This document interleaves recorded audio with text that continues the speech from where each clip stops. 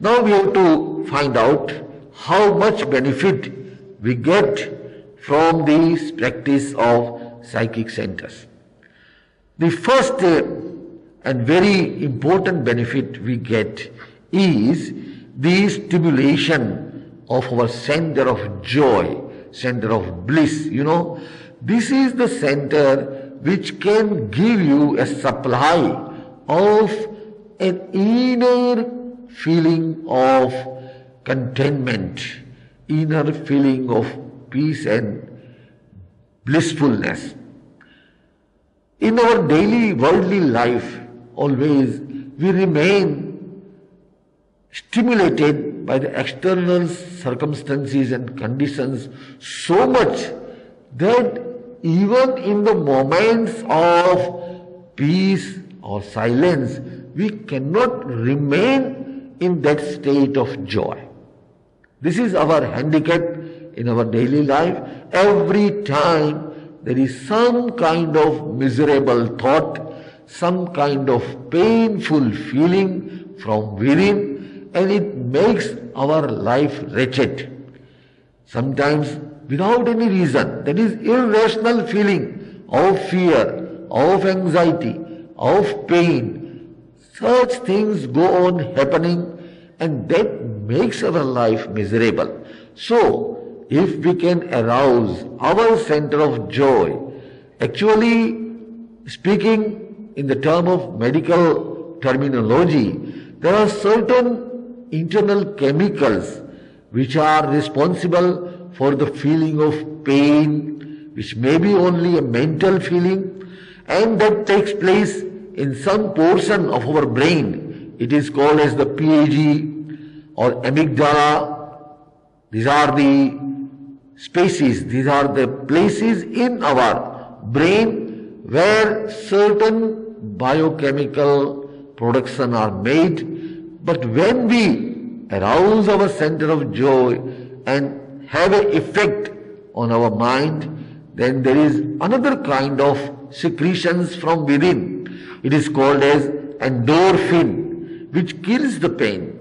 Suppose there is a pain due to some disease, but if endorphin is aroused, if endorphin is secreted within this area, that affects the whole brain, and the feeling of pain is always is removed, and a person becomes completely painless.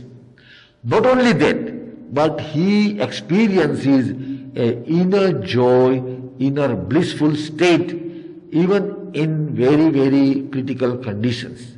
So this is the way to live a happy life, a happy and healthy life. The center of joy is very important. All centers are connected with this. If you stimulate the center of joy, that will have an effect on other centers also, and due to that we get this state. And a good practitioner of spiritual exercises, he remains always in such state in spite of the other conditions. Once upon a time, there was a camp of the Western people, international camp, in which one Professor Dr. Glendy Page, he came from Hawaii University. After practicing for several days, once in a night session, after the session was over, he approached Acharya Sri Mahapragya Ji and he said, Gurudev, today I was practicing this perception of psychic centers, and suddenly I found that I became so much filled up with the feeling of such joy or such blissful experience I can't even express, and I can't even imagine. I am a person from United States. We people of United States cannot even imagine that such kind of feeling a person can have.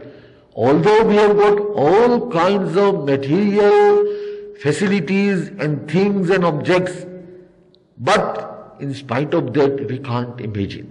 So this is an example as illustration. It is really a fact that if you can manage your psychic centers properly, if you can utilize your own inbuilt mechanism to create this state of feeling within yourself, you can lead a better life, and actually a life which we can call a life of a spiritual practitioner, sadhak. You know, sadhak means a spiritual practitioner. You have to become a spiritual practitioner not only during the hours of practice, but in the daily routine of your life. So this is the best benefit, the most important benefit which we accrue from the practice of psychic centers. Another benefit is again the same which we get during the practice of our practice of perception of body, Sharir Preksha. During Sharir Preksha, you also get the evenness of vital energy. In this practice of psychic centers, the perception of psychic centers, the flow of vital energy is regulated. In normal conditions, a worldly life conditions, a person always has a tendency that the flow of vital energy is in the downward direction.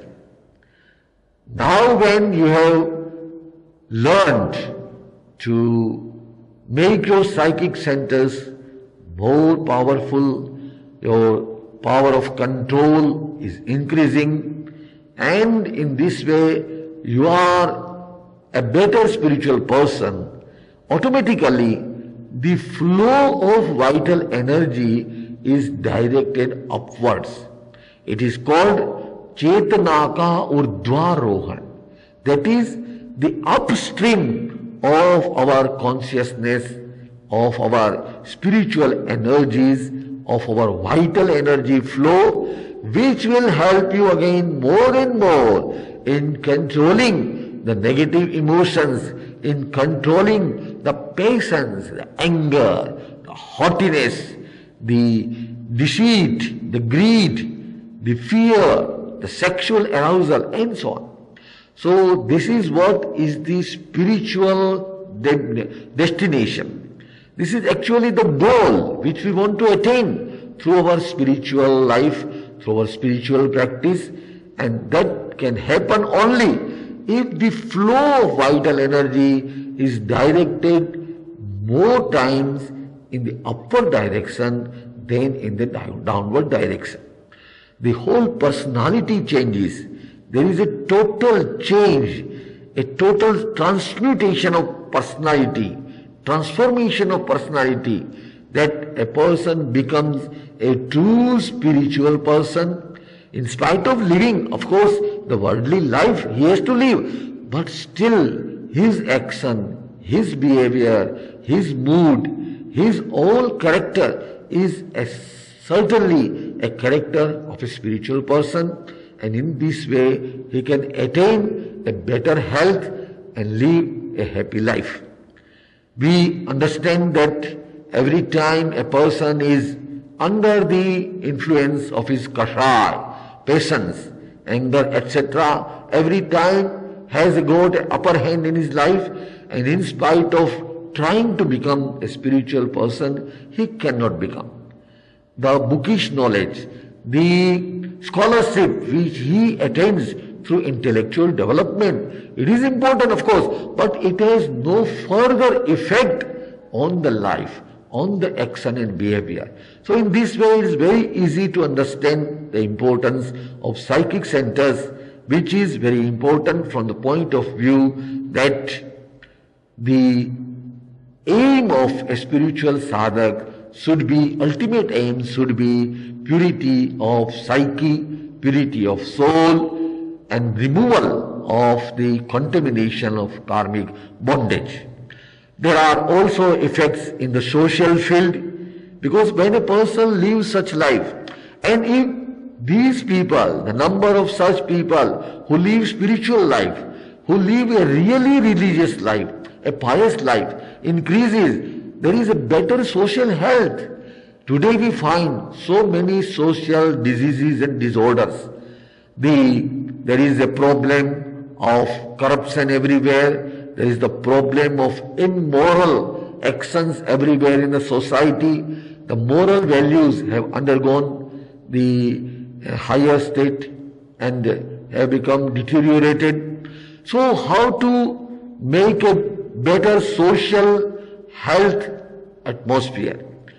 Through this practice, we find that we can make a better human society, a better community, if people of the community and society all together make a resolution that we all together will practice this kind of meditation and improve our behavior and attitude, then we can make them more moral, more developed in the field of character. The values, moral values will be actually practiced by them, and in this way a better social health can be produced. So in this way there are so many benefits that accrue from this. I think that in short I have explained, and more you want to know, you can go through the books.